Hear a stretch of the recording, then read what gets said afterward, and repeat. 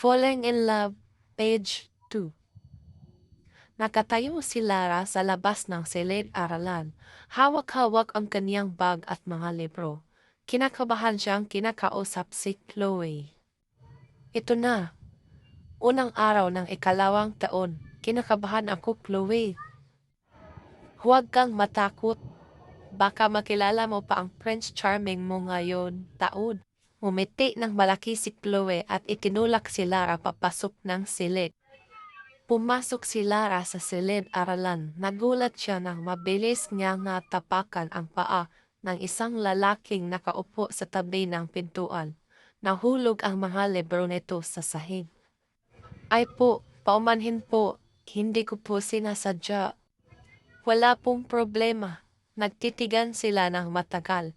Namula ang pisngi nila pareho. Mabilis na ibinalik ni Josh ang tingin at tumulong na pulutin ang mga libro. Inabot ni Josh ang mga libro kay Lara. Kanina pa sila pinapanood ni Mark at Chloe mula sa kabilang dako ng silid. Ayan na po. Salamat.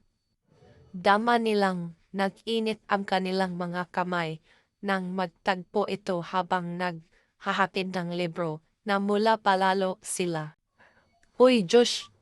Mukhang may nangyayari ah. Lara, tingnan mo yung mukha mo.